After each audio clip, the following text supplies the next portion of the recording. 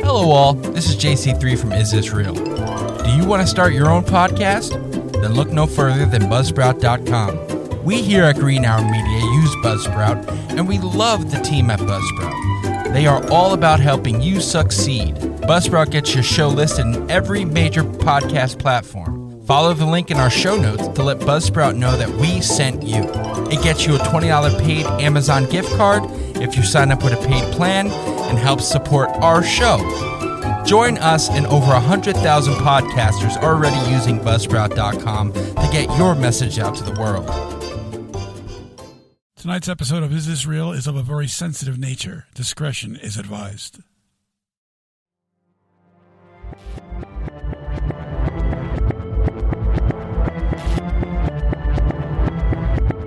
From the Keith Winston-Kayla Studios in Paterson, New Jersey, Green Arrow Media proudly presents Is This Real? Tonight, we will tackle the Newtown Massacre. What went on, what continues to go on.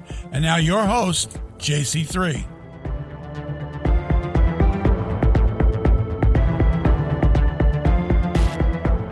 Welcome, everybody, to another episode of Is This Real? Sorry about last week. We had a little mishap with the computers, so we couldn't upload an episode last week, but we are back. We are continuing our government conspiracy season, and as Dad said in the beginning intro, we are doing the Sandy Hook Newtown school shooting, and I believe it was December. I think it was. But to introduce everybody, on my right, Mr. Roblox Rivera. How are you doing today? Hey, yo, what's going on, everybody? Mr. West is in the building tonight. What's up, Wes? Dad? Good evening, everyone, and welcome to our program. All right, so tonight's episode is obviously a serious one in which we aren't taking very lightly. We want to get this right. We want to get this across correctly for our audience, because this is something that needs to be, at least in our opinion, talked about, because there's a lot of I don't know what to call it. I guess it's like shadowy mist type thing. There's a lot of things going on. In other words, you have the official story, then you have questions. And in this episode, we're going to ask some of those questions. We're going to examine who the shooter was, what his affiliation was to Newtown, and then we're going to ask the questions that don't seem to be being asked. We're not coming at it as the children aren't dead or anything like that. Obviously, the children are dead. They buried them. They have death certificates. Rest in peace to all the children. And the teachers. Which makes this even that much worse, that you're dealing with children here. And that's what makes it more sensitive for everyone involved. But it doesn't mean you can't ask the questions. Okay, so, I don't know, Joshua, you were going to take us into a little bit of a timeline there? Or? Yeah, we got Joshua has the official story and the timeline, right, Josh? Mainly the timeline, but yeah. Okay. Yeah. I don't know what the official story is, because it's kind of hard to talk about, but I can definitely go down the timeline. And I'll start with the date of, I believe it is, December 14th, 2012. At an unknown time, a 20-year-old Adam Lanza kills his mother, Nancy, 52, with a .22 caliber Savage Mark II rifle. Lanza then drives his mother's car to Sandy Hook Elementary, about 5 miles away. At approximately 9:30 a.m., Lanza arrives at Sandy Hook Elementary, a school with about 700 students. The principal, Dawn Hochsprung, had installed a new security system that required every visitor to ring the front entrance doorbell for admittance. Lanza shoots his way through the entrance. Hochsprung and school psychologist Mary Sherlock step out to the hall to see what is going on and are followed by Vice Principal Natalie Hammond. Hochsprung and Sherlock are killed and Hammond is injured. The first 911 calls to police are made at approximately 9:30 a.m. Police and first responders arrive approximately 5 minutes later. Lanza enters the classroom of substitute teacher Lauren Rosé, Lanza kills 14 children, as well as Rose and a teacher's aide. He then enters the classroom of teacher Victoria Soto. 6 children in the room, as well as Soto and a teacher's aide, are killed. Lanza dies by suicide in the same classroom, ending the rampage in less than 11 minutes. At about 3:15 p.m., an emotional President Barack Obama gives a televised address. We're going to have to come together and take meaningful action to prevent more tragedies like this, regardless of the politics. He orders flags to be flown at half-staff at the White House and other federal buildings. That is the events for the day of, which was December 14th, 2012, as I said. Let me ask you a question. Adam Lanza. How long did it take police to get there? About 5 minutes, it said. Yeah, they said they responded immediately. Now, it goes back and forth. There's different questions on that as well. You know, who responded? When did they respond? It depends on who you ask. Now, you know, there's different videos of the police cruisers that were in front of the building that didn't show anybody coming out of the building at the official time that they said happened at 9 something. When they were evacuating the children. So we don't know. You know, no one knows. The official story has never been really challenged and never questioned. It just seems that we have to, you know, listen to what they say and then don't bother asking any questions. Well, that's not the way it works in this country, and at least it doesn't work that way for me. So I do want to. You know, I really want to examine Adam a little more. Did he have mental problems?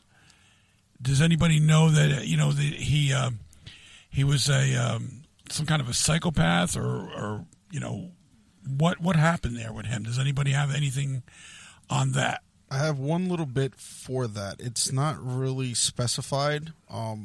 Obviously, there's no way they can actually ask the kid because he committed suicide.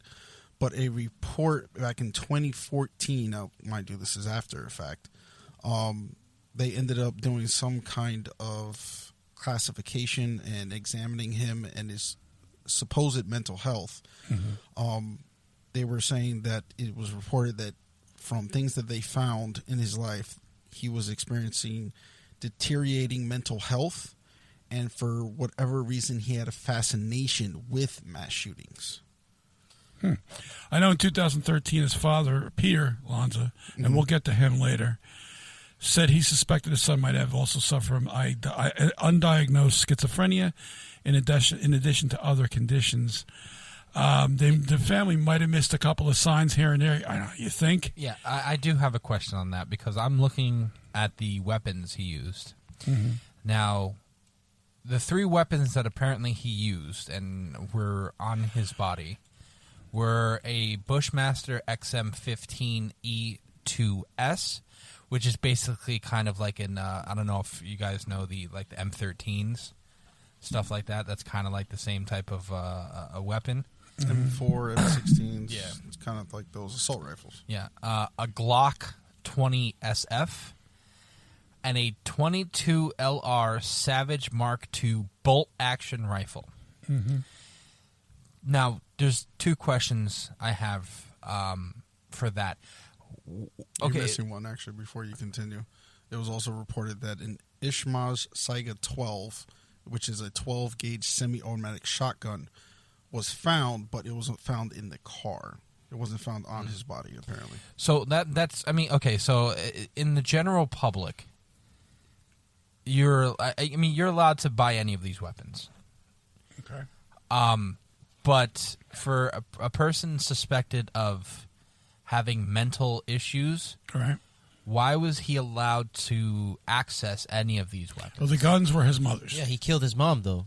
Yeah, allegedly the mother bought all the guns legally. They were under her name? Yeah. Yes. And second, technically, as far as I know with the law, depending on the state and stuff like that, unless you're actually officially clinically diagnosed, then there's no restrictions. We'll be back after a quick break. Hey, Ryan. Hi, this is Sarah Palin. Ryan, Donald Trump Jr. Harsh to seal. Hey, everybody, I want y'all to check out a fellow Marines podcast. My name is Ted Nugent, and I got a call from my buddy Ryan F. Samuels, and he wants me to tell you that he's a working hard, playing all-American son of a who is celebrating God, family, country. Welcome to the Ryan Samuels Show, one of the top political podcasts in the United States, where we have a healthy distrust for government and mainstream media. The Ryan Samuels Show is a raw, unfiltered look at American politics. My question can unless you're a domestic abuser. Unless you have something like domestic abuse, mental illnesses that are actually classified. Well, I like don't you're know actually because diagnosed, the one weapon laws can defer. The one gun though, From this state to state as well too. This Bushmaster XM15, which is basically an assault rifle, that is basically the service history is for the Iraqi Civil War in 2014 and 2017. What would anybody need this type of weapon for? Well, see, that's a story for another day. That to me, I don't mean to poo-poo what you're saying, but to be honest with you, in this case, it doesn't matter. I mean, that's if you want to talk gun control, we can do an episode on gun control. But what we need to legally, that woman was in every right for her to buy that weapon. Exactly. Correct me if I'm wrong, but I thought the original story was that he had an AR-15 and an XM-15. Well, the story has changed over and over again. Like Josh just said, they found the shotgun, but it wasn't. Aren't they the same thing? Aren't they still assault rifles? There's a difference between, because if you look at a lot of the school shootings over the last decade, 90% of them, I believe, are involved with an AR-15. An AR-15 is different from an XM-15.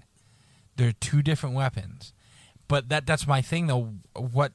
How do you sit there and go, oh, it was an AR-15, and then now, basically, I don't know, do you have the same thing in that story? Was it an XM-15 also that they found? Yeah, everything that I've seen does say XM-15. And I believe that... Think about it, not to cut you off, but I mean, think about it from the what's it called? From an audience perspective. They see that most shootings involve a rifle. Most people just commonly know an AR-15, so they're just gonna automatically, the masses of people would automatically just say it's an AR-15. And I know this goes into a different, I guess it would be a different type of episode conversation. But wouldn't that be the I guess the what am I trying to say? The conversation would be, what is the duty of the media to sit there and get the facts right before getting it out first? Well, I'll give you an example. The day of this happened, somebody ran out of the back of the school and the police followed him. They arrested him. Nobody knows who it was. Okay, it was reported immediately that this happened, but then it was also, well, no, it didn't happen. But it did happen because the police called it in. That's what I'm saying, though. Like, so the media, again, if you're asking for truth in the media, it ain't going to happen. Now, again, forget about it. Again, that's a whole different. That's a different part of this scenario. What we need to understand is what we were dealing with from the beginning. If this kid did it alone, I mean, I'm looking at, he had Asperger's syndrome. He was taking antidepressant Celexa, whatever it is. Okay, he had OCD. And still through all that, they say the motive is inconclusive. Right. Well, schizophrenia, autism advocates. I mean, the list goes on, and it's the same MO in every shooting. Nobody saw the signs. I mean, this kid would lock himself. In his final months, he was locking himself in his room, and they say he had suffered from anorexia nervosa, which is basically starving himself to death. And if you saw pictures of the kid, he was very, very skinny, 90 pounds, whatever it was. Yeah. Okay, so these are the issues. This is what it all starts with. Now, why was this kid, the question we need to ask here is, why was this kid allowed to fall through the cracks? His father knew something, but his father didn't do anything about it. The mother kept the guns in the house, knowing the kid was a little wacky. So the responsibility is going to have to go on a lot of people here. It is, but there is different aspects to it. It's something that I guess you can say I have a little bit of experience of in my life with different people.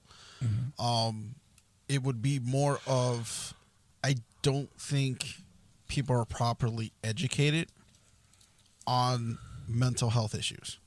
Oh, that's a big problem. You're absolutely correct. To me, definitely in my experience, that is the biggest problem, because you got to talk, and this is like no offense to anyone out there, but a lot of the older generations, people 60s, 70s, 80s, don't know about that stuff because a lot of that stuff was starting out when they were younger. Right. You know, like a lot of the mental health stuff didn't start getting more prominent, at least in my mind, until we're in 2021. I mean, maybe 10 years ago it started to get more. Not even, bro. It was barely. The margin started pushing. At least I remember social media about mental health. Probably like 2014. So maybe about like 6 years ago.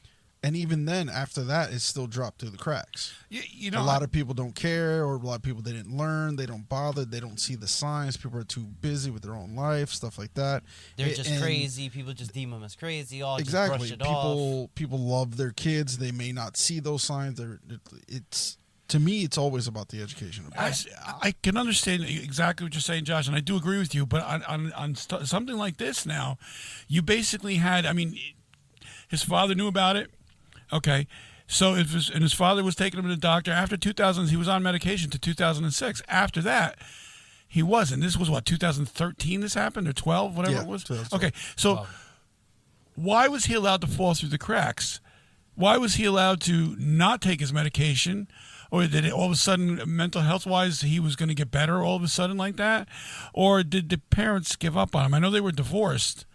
Did they give up on him? I mean, it's a very big accusation to just sit here and blame the parents for lack of responsibility on the child. Like, don't get me wrong. Like, there is accountability on some sort of end, but like, it is pretty just a wild accusation to just like say that, like, oh, it's the parents' fault for not taking care of the kid and shit like that. Well, it's not so much of like blaming the parents. Yeah, I'm not blaming the parents. But you also have to look at it as, from what I saw, his parents divorced in 2009. This incident obviously didn't happen until 2012. So that could have been a fuse right there. Like, you never know. Something he could have been on medication for and then stopped, or whatever the case is. You got to think about it. A lot of people won't take the divorce of their parents well. I mean, who would, to be honest? It also another trigger. The mother was planning to move out of Sandy Hook in 2012. And that was his comfort zone. Yeah. He needed to be there. He was comfortable there, and if he had mental issues, and I believe he did, that could have stirred something in him to make this, lash out like that. You can get into the whys and the wheres later on, and we will, but just focusing on him for this one segment that we're in, I do believe that somebody dropped the ball here. And again, I'm not blaming his parents, but if the father knew something, you need, as a responsible parent, look, I have 4 children, and you can't be around them 24 hours a day. They're going to make their mistakes, and you want them to make their mistakes because you want them to, you want them to learn from the mistakes. But however, you also want to make sure that you have one eye on him at all times, because you never know. You never know. And so you got to have a red flag. My wife will tell you, she's got an innate sense as a mom if there's something not wrong with the kids, or it's not right. And she's very good at it. She does amazing. It's amazing. So, me, not so much. Shout out to Mary. I mean, I do listen. I do understand. Yeah. In this situation, if I seen... Now, my kids are fucked up. I'm going to tell you that right now. And Joey, you're fucked up in the whole 9 yards. That's obvious. However, if I saw... Joey, you're fucked up? If I saw a mental issue... No, that's news to me. I would be all over that. I would be like, there's something not right here. We need to check it out ad nauseum, whether they liked it or not. I believe somebody in his family dropped the ball here. If in fact the story is correct, and he did do this by himself... There's issues here, and it's all the same thing. I mean, what you said before, Joshua, you have, people didn't really look. They didn't understand it, or if they saw something, they would look the other way. Old timers, People my age, a little older, my parents' age, would be like, that's bullshit. I don't want to hear that shit. You got to right from wrong. That's it. Exactly. Okay. They didn't know. They didn't understand. To me personally, I will keep my eye out there. I will understand that there is something, but I can't get myself. You got to know where to draw the line. You got to say, well, you know what? They make a pill for you got to take a shit. They make a pill for doing this, or if you kicked the football the wrong way, you have a toe ache, and they give it some fancy name, so some asshole medical biller can bill it for $500 or whatever it is. That's where you got to really be careful, and that's sponsored by any medics anytime soon. Well, you know what? They don't have to. Screw them. The thing is, the truth is the truth. Okay, that's what we're up against. So that's why a lot of people are, maybe it's too big. They don't want to deal with that. But somebody dropped the ball here, in my opinion. Yeah. So with this kid. Yes. So just for that, we're going to take a little break. Message from our sponsors, if you will, or So we'll be right back. Hey, how you doing? You like movies? We like movies. You like music? So do we.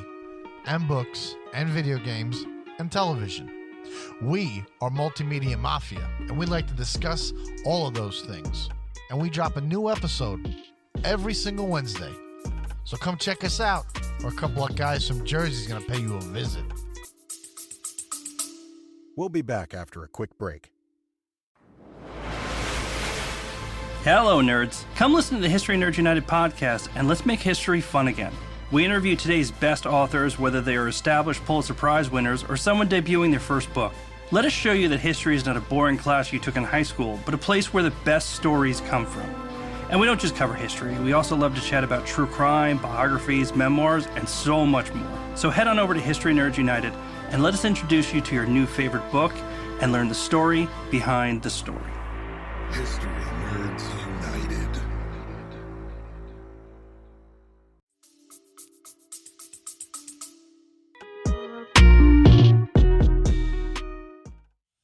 And welcome back. So getting back into Mr. Adam Lanza. I know, Josh, you have some more little info, and I know I have a little a little tidbit to add. I'll use your word for that. So take it away, Josh. All right, ladies and gentlemen, Adam Lanza was a young gentleman. He was born in Kingston, New Hampshire. Date of birth is April 22nd, 1992. And as we all know, due to those events, his date of death would be December 14th, 2012. And if you can do the math, he was only 20 years old.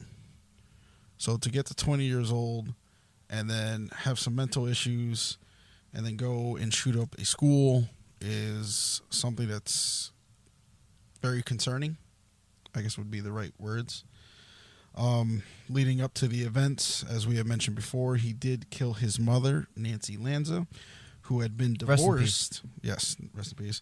Who had been divorced from the father, Peter Lanza, in 2009. And it's kind of difficult. Killed his mother, took some weapons, and then went to the elementary school. Yeah, and in the final months of that, in November, this is before, the month before, the Office of the Child Advocate in Connecticut apparently visited and talked about Adam Lanza having anorexia. They said the anorexia can produce cognitive impairment and is likely the anorexia combined with an autism spectrum disorder and OCD compounded Adam Lanza's risk for suicide.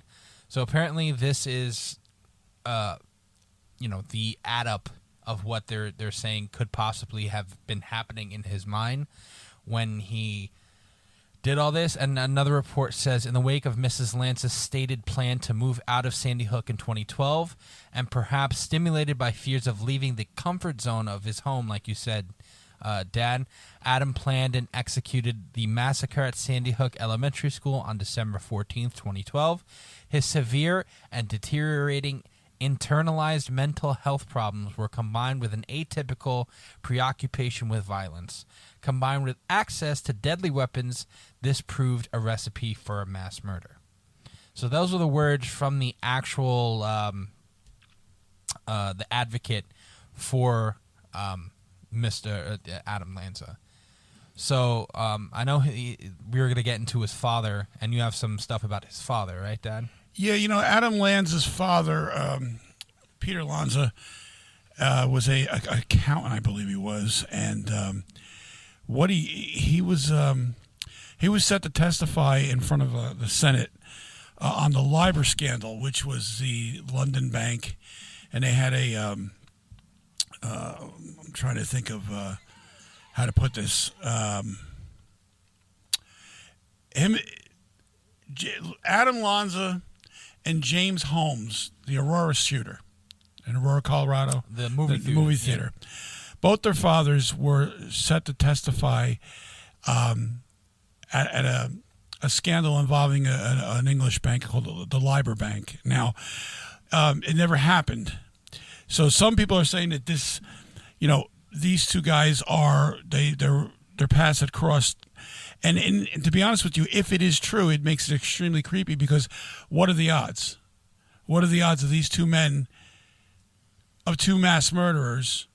One worked for GE Financial and the other, I forgot what the other one was working for.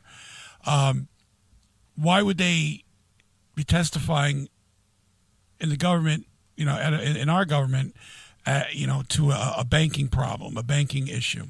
So that's a little creepy. Now, again, people are saying, well, that's all bullshit. It didn't happen. Well, yeah, they didn't testify, but they were scheduled to testify, according to various reports. So that in itself is creepy. Why were these two men that close together? Now, going forward, with the Adam Lanza situation, I do believe in my heart of hearts that somewhere along the line, I'm not going to say he was I don't know. I have no clue if he did it or not, but I am going to say some of the things that have come out are a little creepy, especially when I said earlier that somebody was found to be, how do we say this? He was running out of the back of school and he was arrested.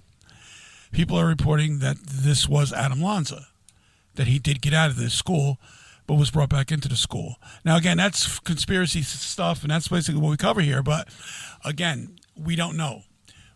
That's not part of the official story. That's just a question I have. Well, does anybody have video of that? There is video of them arresting a person in the woods, but it's from a chopper. So that do they have video of them bringing them back into the school? No. Yes, they do. They do have the video of him going to bringing that person back towards the school. But at that point, either the shooting was already done, and this was Adam, and they brought him back. That's fodder for conspiracy right there. Or was it someone else that was running away because they heard the shots and wanted to just get out of the building, which would be natural? Well, I mean, there's also there is a conspiracy out there that there was a second shooter. Yeah. I've read reports, not reports, but I've read because of how many apparently there was a lot of weapons and casings found for apparently more than what they should have been for how many wounds there were. I mean, well, maybe he was just trying to scare people if this was just the case too. I mean, but okay, so that's possible with an AR. He had 4 guns on him, but apparently there were more guns found at his house. See, well, at his house is going to be because there were his mother's guns in his room. I don't know about that. I haven't read that, and I got to only go by what you're saying. Maybe he pick and choose before he left. Exactly. Look, this kid was 90 pounds. Now I'm going to ask some questions here. Maybe you guys can help me along. At 90 pounds, he was accused of carrying 4 rifles, shooting out the front window, and then going into the school. He was 90 pounds soaking wet. Those guns they're not lightweight guns. The mass of the Bushmaster XM15 was 8 pounds 27 ounces. The mass of the Glock, I don't know, it's very small. My face. Yeah, they don't really have a But mass. my point is, Joey. Hold on, the bolt action rifle though. That's got to be at least 20 pounds. I believe yes. No, I'm sorry, no. It's if I don't have it right here, hold on. have the weights of. Did he have a pistol? Was there any reports of him? He had a Glock 22. This one says that he had a Glock 20 SF. Oh, that's a pistol. That's a pistol. Okay. But there's also reports from this other website right here that he was found with 2 pistols in his pocket. Okay. So it's 2 pistols. 2 handguns. Yeah, 2 pistols plus a sniper rifle, which typically, depending on make and model, they're about 20 pounds. They could be anywhere from like 15 to 20 pounds. Okay, so now he came in dressed as Rambo with these guns blazing. And didn't he also have No, he didn't have a vest on. I'm sorry. Didn't they just put a new video system in that school? Yes, they did. I remember. Where's the videos? I remember the reports about that. Where's the videos? Oh, I've never. Would it be that on that day? Would it be really funny that the videos just didn't work that day?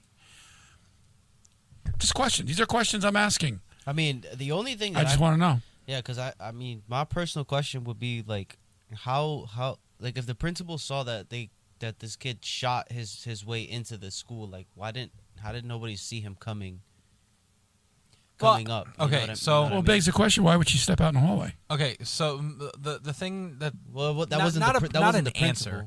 It's not an answer. I'm not gonna give answers to that because, the one thing I know as far as being in a small school myself, and you know St. Gerard's as well as I do, Dad. It's very easy because it's happened while I was in the school. Someone just walking into the school. Mm-hmm. Yeah, but you said that they had a new. Well, Dad said they had a new security system. Where the only way to get in was to buzz your way in. Well, if he shot through the window, and he walks in there, you don't need the security system. Okay, come in. You don't need that when someone barrels through the thing. Now, granted, if you're going to sit there and say that he had the rifle, 2 handguns, and not only he had more clips on him too. Right. So you're talking at least 50 pounds worth of. I'm going to say at least 50 pounds worth of. That's my point. Of guns. That's my entire point. To sit there and for a 90-pound kid to sit there. Now, granted, if you want to say that the mental illness, because again, there is proof that mental illnesses can give you strength in which you don't have, like, physically. This nigga trying to pull the mice and men out. But it's science. It's scientific. There's been proof that you could sit there and say that mentally disabled people have strength in which they do not know of. Yeah, it's the old adage: if a mother sees her kid pinned under a car, she's going to lift the car. No offense to anybody, by the way, because of that. Yeah, adrenaline alone can make you do things you never. Well, adrenaline, hell yeah, that's a whole different story. So, too. like, but at the same time, would you have it? Well, I mean, you would have adrenaline because either way, that's an adrenaline-rid situation. Yeah, even though you're trying. If you're hell bent on killing a whole school, yeah, he's hell bent. It was a mass. It was a mass murder / suicide. He was hell bent on killing himself. Okay, that's at least what they're reporting. Mm-hmm. Speaking of reports, really fast, I went through more of the timeline official from there leading up to like the most recent of this year. I don't see a single thing that says anything about released footage of the security. Well, that's the question. At all. That's one of the questions I have. Everything is just reports. Right. The report, like official reports, after action, all that type of stuff. Those are the only things that keep coming up that are reported. There's nothing about security footage. Okay. Well, that's something. If anybody out there knows anything about that, please get back to us. Let us know, because I had read and I had heard that they retrofitted this building with new cameras and everything else, and blah blah blah blah blah blah. Well, again, that was one of the reports early, and much like everything else in this episode here, this event has changed over time, and the most notorious part of that is Gene Rosen. Now, for anybody who doesn't know who Gene Rosen is, Gene Rosen basically was a retiree. He lived around the corner from the school. On the first day of the shooting, he was telling everybody how, well, the bus driver just came up and dropped off 4 or 6 children, and they looked distraught, and the bus driver left or whatever. And then I gave them hot cocoa, and they finally got around. They said, our teacher's dead, our teacher's dead, our teacher's dead. How did they get to the bus? How did they get to the bus? And is any bus driver just going to drop off children to some stranger's house? But my biggest problem with this whole situation with Gene Rosen is he changed his story at least a dozen times. It's been over and over and over. First it was 4 kids, then he gave him cocoa, then he wasn't giving him cocoa, and there was other people in the house with him, then he was alone. He met him at the curb, they knocked on his door.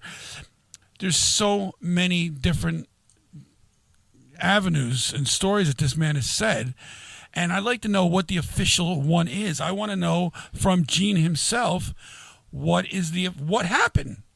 I want to know what happened, and I want that story to be the same story today, tomorrow, next week, next year.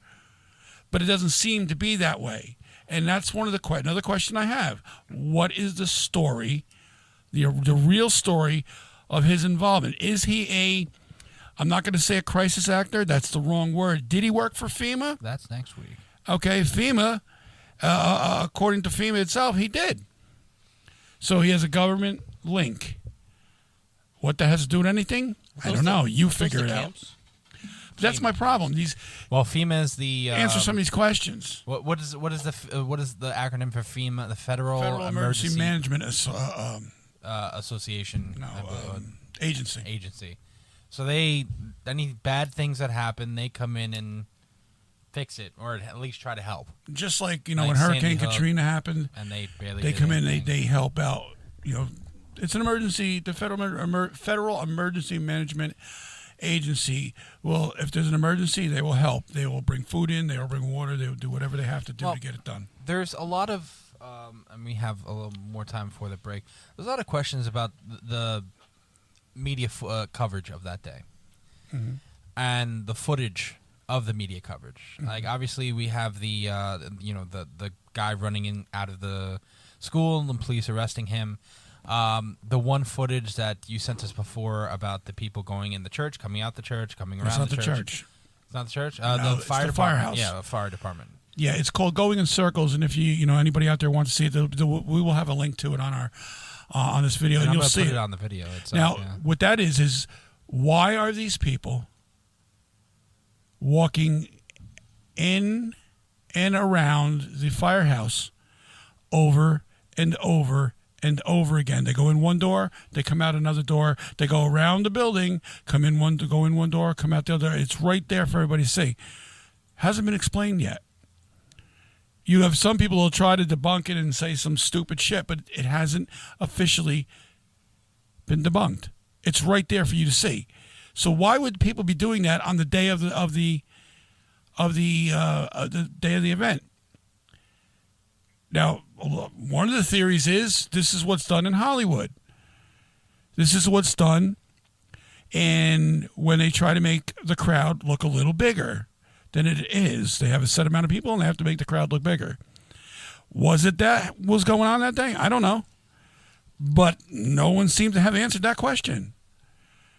Another question I have is, why were the Facebook pages that are designed to raise money for this event created 4 days in advance? Now, one of the explanations, there's at least 7 pages.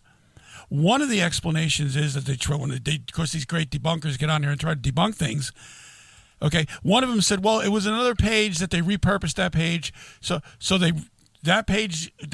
Even if that was the case, they created those pages 4 days in advance, and then they decided to use those pages. There was that many that repurposed in 4 days. How come the guy next door that lived from the Lanzas, okay, he was like, and let me get this guy's name correctly because I don't want to screw anything up here. Okay, John Trent Acosta, who lived next to the Lanzas, was the CEO of a local Newtown bank. He started a victims fund on the very day because he said he was getting requests to do it. Were people that concerned with starting they're calling him and starting that day? It was that important? That was the main focus of this guy and all these people that are calling him to start So, again, answer these questions. How come... one of them was Victoria Soto. She was killed. Why was her Facebook page started before the event? It was posted before the event. These are questions that have not been answered. And I'd like to know why. And that has nothing to do with dead children. That has nothing to do with any of it. It's just the questions I have. And there's many, many, many. Believe me, there's at least 50 questions I have.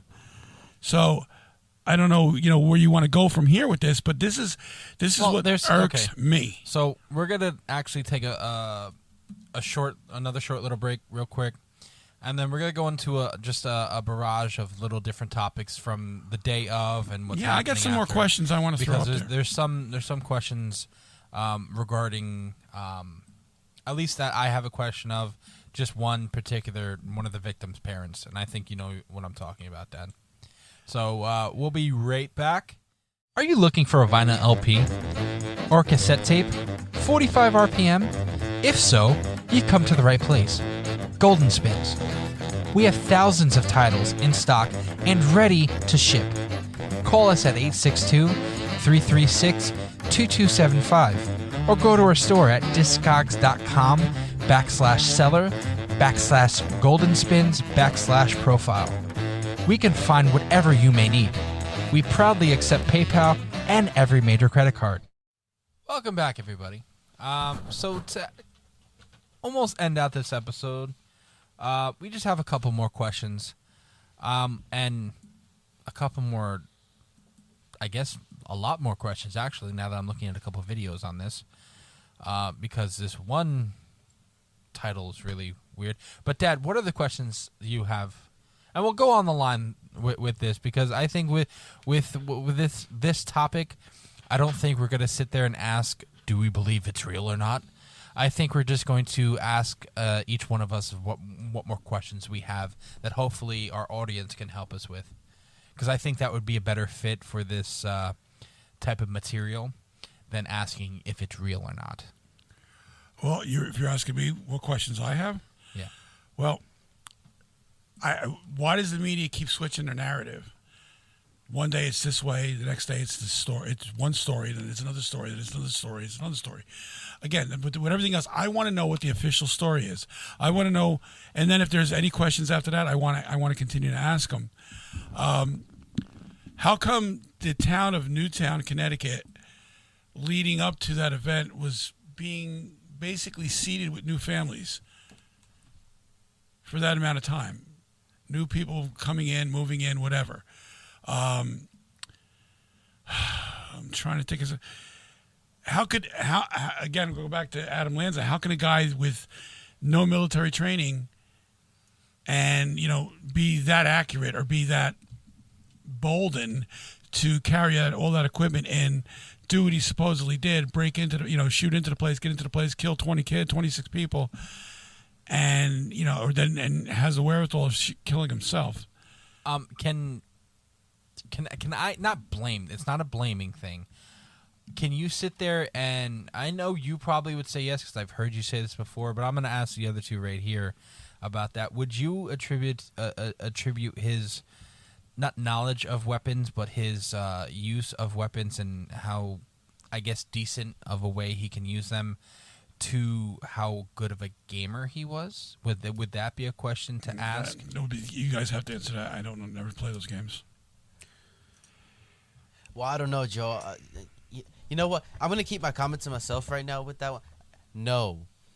Well, okay, so you could sit there and say, like, we all play video games, obviously, except for Dad, because Dad's in the older generation. He plays Pong. Yeah, he plays Pong. What the fuck's wrong with Pong? Yeah, you didn't deny it. Okay, get on with it. Let's go. Come on. So we all obviously have played Warzone. We've all played Call of Duty games, stuff like that. And this kid, he was, he played those games. He played World of Warcraft. He played all those types of video games, RPGs and whatnots. Would you? And I'll sit there with Josh because I know Josh is a very, very big gamer to that. Would you sit there and attribute that? Make that connection. It's hard, I know. I'm not trying to blame the game, but... No, it's not that. It's more of... In all honesty, you're blindsiding me with a question I wasn't Yeah, prepared sorry. to answer. That just hit me when I... No, don't be sorry. It's a perfect thing because it depends on how you look at it, what your perspective is, what question you're asking, and what question you want answered. For information purposes, you could blame games that are military games because even back in 2012, the year this happened, you had games like Call of Duty with different types of games out by that point. And those games are extremely accurate when it comes to the weapons. So it wouldn't be too hard of a connection to make. More accurate than not, West. Extreme. Yeah. No, it really is. It really. I can tell you from my experience, it's extremely accurate. As a man who spent 5 years in Vermont and actually had friends who owned guns, and I myself do own one. However, I had to relinquish it, but when I moved back, the features, the details, everything they teach you in some of those games, not the futuristic ones, like the ones that are basically based around our time and earlier, are extremely accurate. So, like I said, for information purposes, and you can argue to be taught how to wield a weapon is not that far-fetched of an idea that he could have learned it from a video game. And if you add that with his mental... Yeah, you can. But I will also make this slight argument of anybody can learn how to use a weapon simply with the internet. Don't forget, the internet was highly available back in 2012. So it's not that I'm sitting there trying to shift some type of blame because you can literally learn anything from the internet.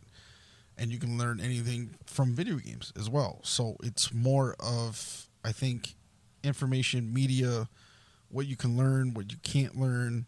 Well, I mean, there's a lot to go in that too, because you could sit there and he was an avid gamer. And he spent most of his time because of his parents or his at least his mother, as I was reading, let him, because he was socially awkward. His mother let him play a lot of video games. They kept him quiet with video games. They kept him quiet with games like Call of Duty and World of Warcraft. His mother was an avid gun owner. And she was she literally went to gun shows, the shooting range. She went to all that. She brought him. She also brought Adam Lanza to shooting ranges, which is another way he could have learned. Obviously, he didn't yield the weapon there. They said he did not yield any weapons there. But then again, see, that's the very essence of what we were talking about earlier. What responsibility, and in fact, if it's true that she was bringing him to these places to shoot guns, why would you put a weapon in a guy's hand that you already know has mental issues? Well, they didn't. Okay, they weren't. Okay, basically because he couldn't be left alone by himself. So you give him a gun? They didn't give him a gun. She brought him. What they're saying is she brought him to the gun ranges because she liked to shoot weapons and she liked to deal with that. He sat and played on his Nintendo or anything like that. Oh, wow. He didn't sit there. She didn't say, "All right, here you go, Adam. Here's an XM15. Blow the hole in the target." No, they didn't do that. But you have to really be serious about that, and you don't even want your children around. If you get somebody that's psychotic, you don't even want to hang around with them in a place where you can blow things up. No, I agree with you. I mean, look, I think we're getting a little off target on that one. It's a valid question though, because if you sit there, you have someone who has mental illness, who obviously, according to records, has a lot of mental illnesses, and then you add the video games in it, and if he's as much of a video game person as these people are saying, to your question of why he can sit there and yield. All these weapons and, blast the hole and being for a 90-pound person, again, you add the mental the mental strength. You're not as strong as you think you are. I just think there's a lot of people that dropped the ball on this one. Agreed. Even the fact that if he was so psychotic or he was on medication, why would the parent, I'm going to strictly say his mom because he lives with his mom, why would she let him be in his room for days on end? you got to question that as a mom, as a parent. You got to say, wait a minute, my kid has got issues, and he's in there playing these crazy games, and I don't even know what games he was playing, but he was obsessed with games. Yeah, so World of Warcraft is not really like it's an MMORPG. Yeah, MMORPG. Sorry, that's more role-playing games and just different scenarios and battling and stuff. At the same time, if you sit there, sometimes, and I've read this as far as mental health is concerned, it's used as a way to keep the brain flowing, the creativity flowing, and stuff like that. Now, granted, you don't always want to sit there and have someone on the game. You obviously want them to have a life outside of video, a life outside the room. But if the kid was socially awkward, you add all that up, and if you want to sit there and again have the belief that this happened the way the official story says, if you take away all those little tidbit questions that you had, you could sit there and go, yeah, okay. If you just for blank slate, not blank slate, but you see for event 1 to the final event, you'd be like, yeah, that adds up, that adds up, that adds up.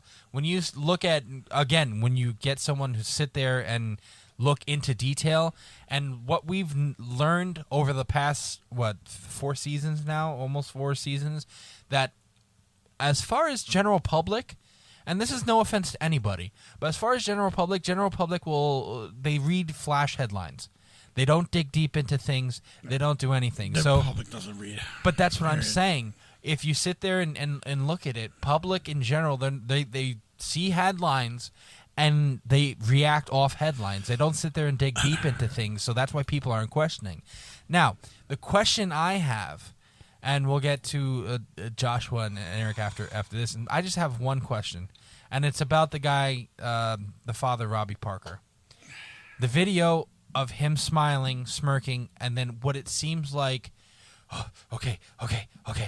That is a very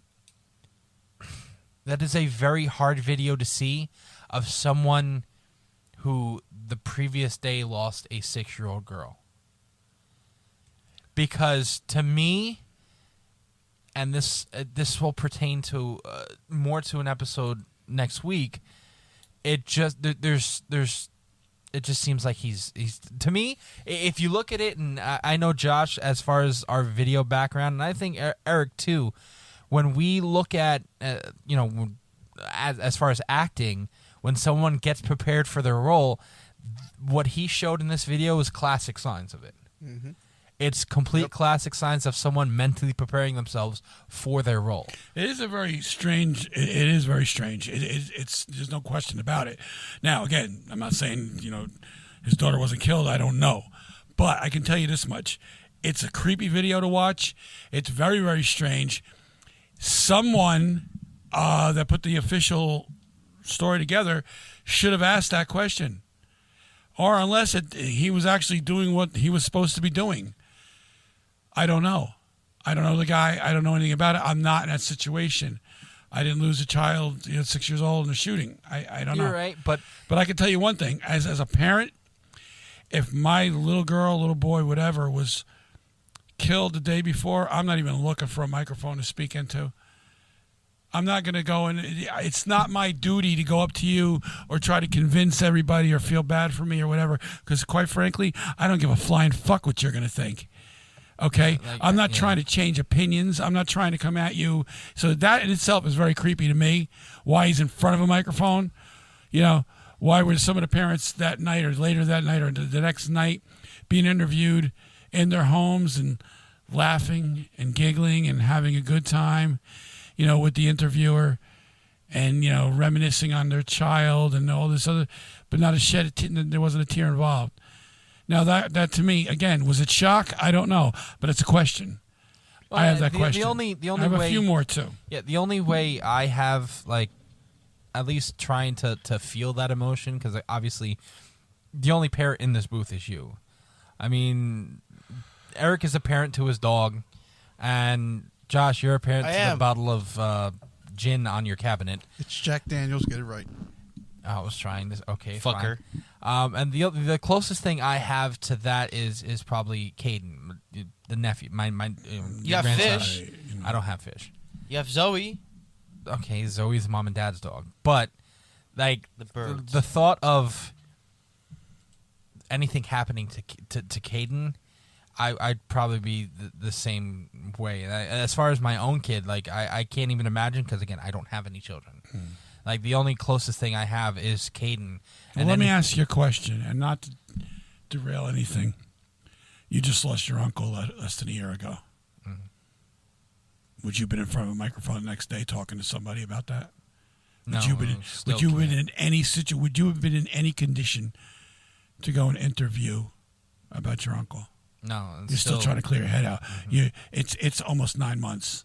And I think everybody in the booth feels that way too. And it was because I left work. My Joshua over here was the first one here. Okay, I left and work I to remember meet you I guys. remember that day sitting on the pool steps, moments after I told you found out what happened, crying like a child, because to him Uncle Keith was Uncle Keith. This is what grief does. Grief, to me, I'm not saying he was right, he was wrong. I'm not saying it. It's just very odd.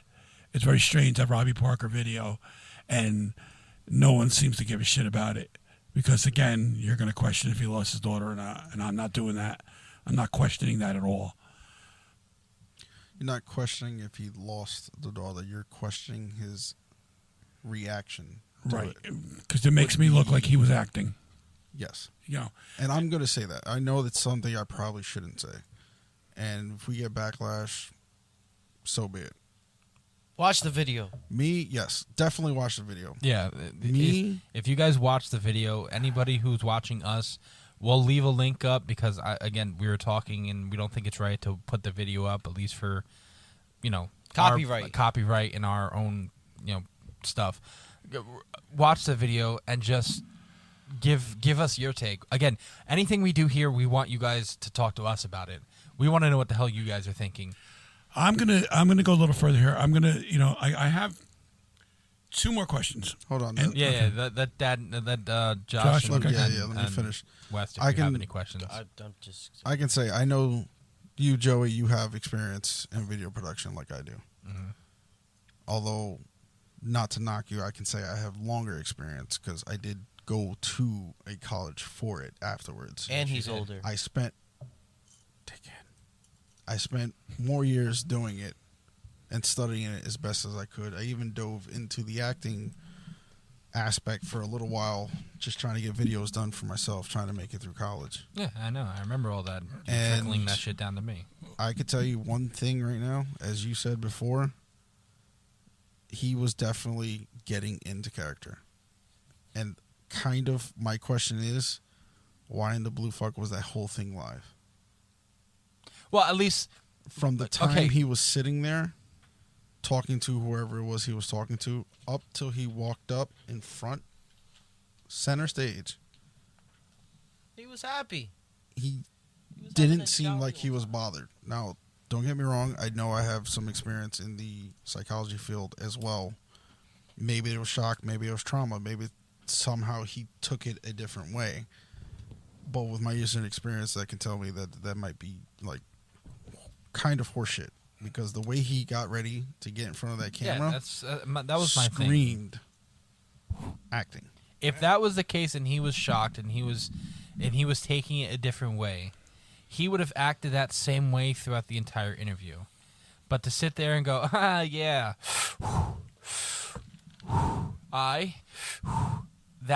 to me, it just keeps, again, like we said, it's, that it's all signs of someone preparing for their role. Yeah, maybe that wasn't meant to be live, and that was all going to be edited out at some point. Because going live and doing what he did, like you said, why was that live? Yeah. To me, it seemed like he's getting into character, so roll him. So I think that might have been, if it is true, obviously we're not accusing, but if it is true and that is what has happened, I think that goes more on him and maybe he didn't think it was live.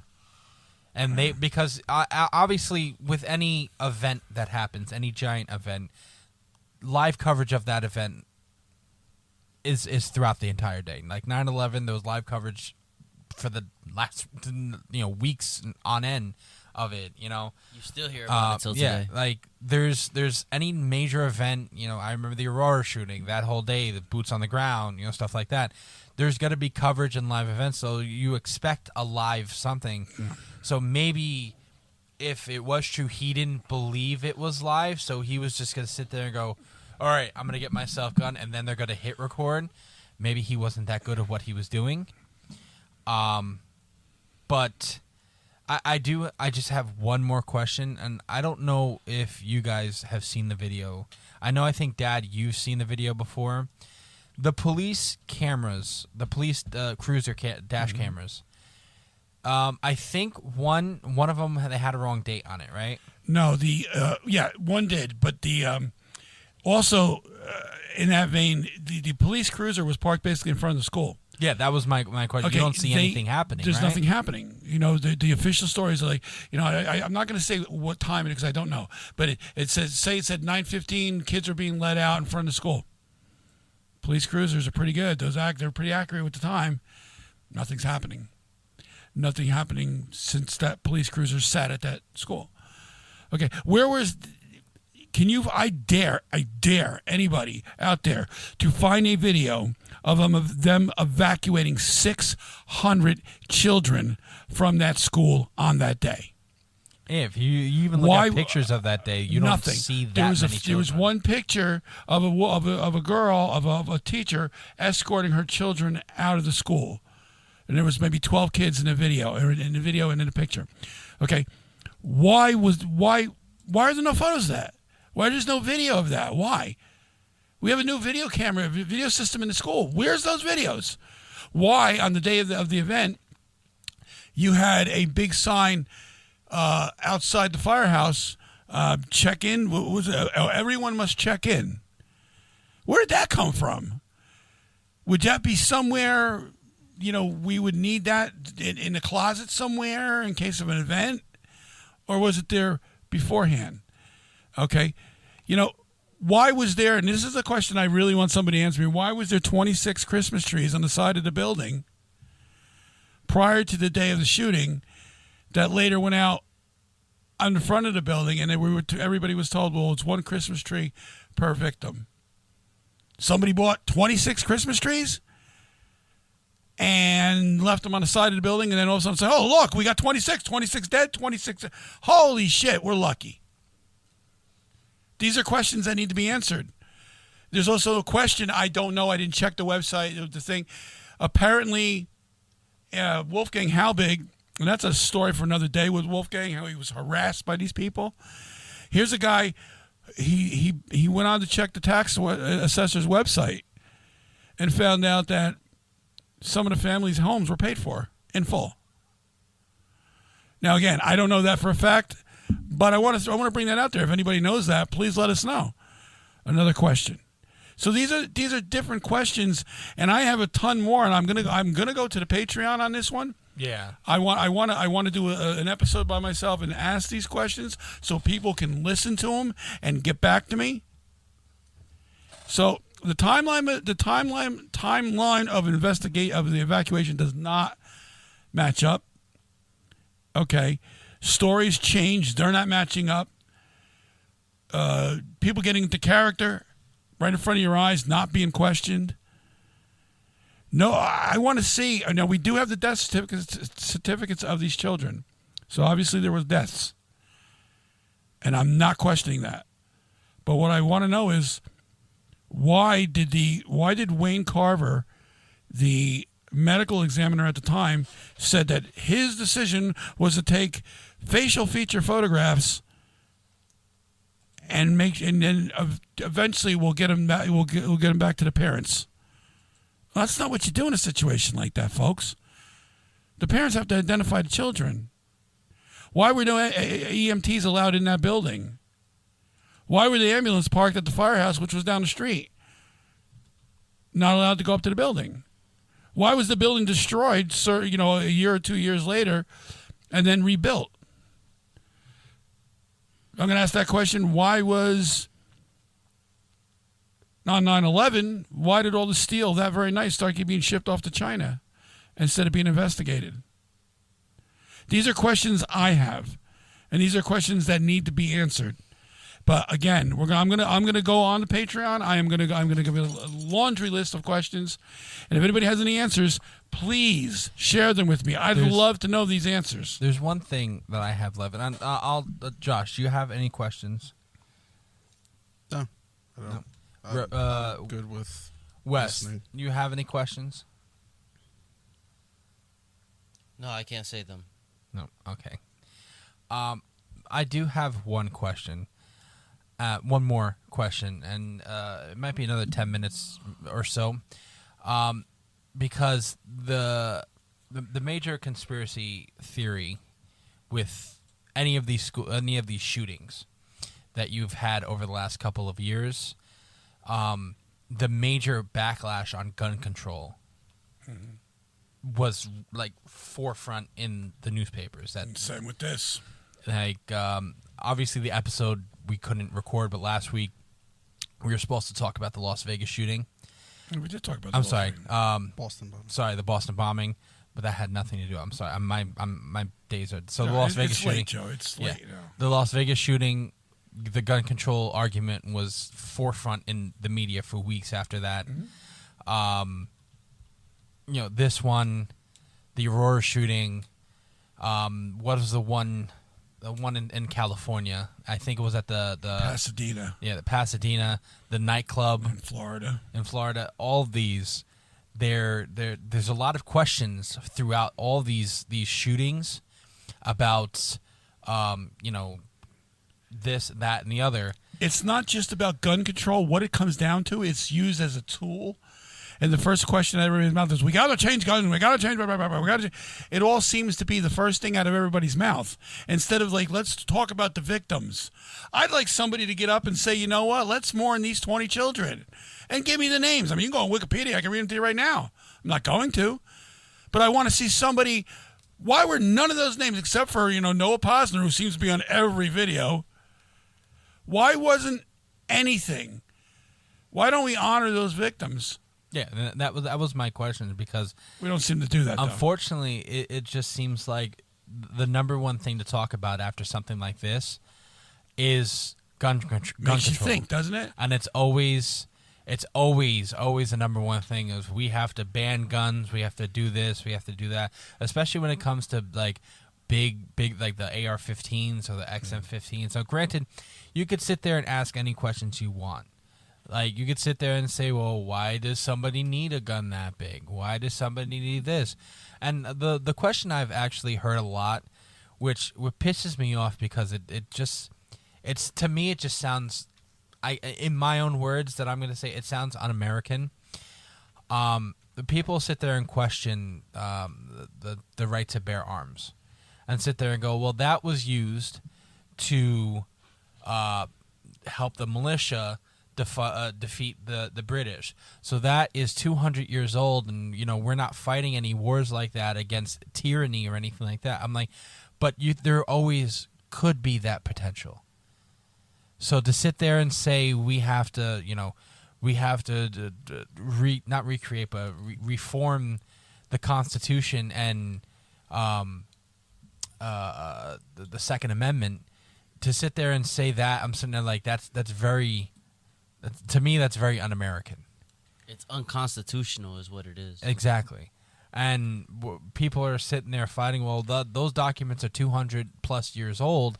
I'm like, but these are documents that formed your country. Well, that formed the country that you are. Like, it's a completely different topic, but they're trying to do the same thing with this with the vaccine, where pretty much they're pushing that it would be mandatory whatsoever, even with religious exemption. They're still pushing, like, fuck the religious exemption. Like, so that's pretty much saying fuck your First Amendment constitutional right there. Yeah. Whatever you feel about the vaccine, it's a personal choice. But that was just that was just to kind of like show you how like people are trying to like still change documents from this time. Because I'm pretty sure, like, not to cut you off, I personally think it was like very well written, at least in that sense, to show that like we have something good going for ourselves, and we know in the future it's going to get corrupted. So at least let's set up a way so that people are protected. That's exactly what it was made for. That's why I feel like it was. And that's why we can't sit there and say, as far as, because you have people who will sit there and go, I understand the need for personal protection, but that comes in the form of like, I'm just going to buy a pistol, and just keep it in my drawer or keep it in this. And I understand that for home. Shotgun is the best for and home then you defense, have, by the way, y'all. And then you have, the hunting people who turn around and say, oh, we have not a sniper, hunting rifles and this and that. And then the big question is, what do civilians need with these AR-15s, these XM-15s, and what is the need for that? And it does pose a good question, because I've never... Would you like the answer? If you do have a an tyrannical answer. government. I don't have to say any more than that. It's literally in the second. Why do you think they're going? It's literally in there. Why do you think they want to take the guns from you? Do you honestly believe that they're worried about gun violence in the street? If they were worried about gun violence in the street, then they would go after every fucking gang in the streets. He took his glasses They would off. like in this country, like they'd like to declare a war on poverty, a war on this, a war on that. They don't do shit about it, but they just declare war on homelessness. Really? Well, then tell us 4 homeless people up at 7-Eleven up there that are there every goddamn day. They haven't done anything for them. All right. So shout out to Kyle. But you know his name? They want to tell you. Well, you know what? We're going to declare a war on guns. Why? So you guys can be the only ones with guns? You guys are going to be the only ones with AR-15s? If I want to own an AR-15, don't worry about what it's for. Just don't come knocking on my door with an AR-15. Well, I can say this. I haven't checked the stats 100%, but from the last time I did check them, this country is safer than it's ever been than in the last like 15, 20 years, because crimes against like guns, like people killing each other and stuff like that, I mean, has dropped dramatically because a lot of people are owning guns. And it's just like that. It's just like how in Texas, just like how it is in Texas. I'm not gonna say that Texas is the best state in the world, but like if you have a state where open carry is permitted, and you know that most people got guns, you're gonna think twice about before you're gonna do a crime. I'm glad you brought that up, and I'll tell you why. 2 reasons. And I can tell you this for a fact. The state of Georgia, okay, probably the least amount of crime in the state, violent crime. Gun violence. Gun violence in Georgia. Why? Because everybody owns a gun. Now, why is gun violence so high in Chicago? Because Rahm Emanuel, the genius mayor, decided to start taking the guns from people. It's like literally illegal for you to own any type of gun in Chicago, bro. So, and then of course, I can't own a gun, but the criminal can. The gangbangers he can't can. legally own a gun. They're all illegal weapons. You want to get serious about gun control? I mean, we could have this conversation any day of the week. Yeah. Right? But that's what I'm saying. It's a great end for this, because, in my opinion, if this was an event like this, and if it was that they shot these kids and they killed these kids all to promote gun control, because now it seems to me like all the families are now going around gun control. They don't know guns from anything, but they want gun control. It's funny because it usually stuff like that drives the sales of guns up anyways. Exactly. Which is the really ironic part about it. Just if we're still going to be talking about this subject, just briefly anyways. Yeah, it is. Anyway, Joe, take us home, buddy. Yeah, so I think that is a very good way to end this episode. And again, whatever you guys hear and listen to, we, at least in my opinion, I think we tried to be at least respectful cordial to the sensitive nature of this. You have to, but you still can ask those questions. Yeah, and there's a ton more that you will hear on our Patreon starting in a week. Yes, so go listen to our Patreon. Obviously, follow our YouTube page. I know we're slacking on the videos, and that's my fault. I'll get on that. I've just been a little busy around here. So no, Eric, no. So follow our Facebook page, follow our Instagram page. Facebook is this real? I think it's PC, isn't it, Josh? I believe so. Yeah. So it's Is This Real PC. The Instagram, I think, is This Real Podcast. Well, doesn't Eric do that spiel at the end of the thing? Well, yeah, but I like to just say it so it's a double. Okay. You know. Facebook is This Real PC. Instagram should be Is This Real Podcast. Twitter is also Is This Real PC. And if you like what you hear here, please, by all means, join the Patreon. It's really inexpensive. And, go to our Etsy page. You'll hear more about that later. And we have a lot of cool stuff on there. And we just added another mug for Multimedia Mafia, our sister podcast. Yeah, go listen to Multimedia Mafia, our sister podcast. And again, let's promote tomorrow night. You and I are on that show. Oh, yeah. Tomorrow, their next episode, Multimedia Mafia, is about 80s metal. So go... this will actually premiere before, our episode premieres before their episodes. So on Wednesday night, we'll be on the episode, but we're recording tomorrow night. Right. So me and Dad will be on because Mr. Roblox over here, he's going to be in Puerto Rico. Yeah, we're gonna do an episode without him, and it's kind of like I my left over here. I always look and there's Roadblock, and now we're gonna have, I believe, Anthony's gonna be sitting in that thing. We're going to be on Multimedia Mafia's podcast talking about 80s metal tomorrow night. And then on Thursday night to record next week's episode about crisis actors. You see how we tied that all in there. Will be the host of Multimedia Mafia, and that will be Anthony, which is my brother, his son. And I'll be with y'all in spirit.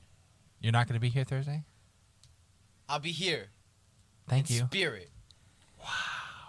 So his spirit and his physical body will be here. Yo, facts. His bro. mind might not be. I'm gonna be here, bro. His mind is always left at the door. I'll always be here. I'm always here. But again, I think, guys, let's wrap this up. Take us out. Thank you guys for listening. Joshua. Oyatsumi. Say goodbye. Good night, everybody. Oyatsumi. Good night, everybody.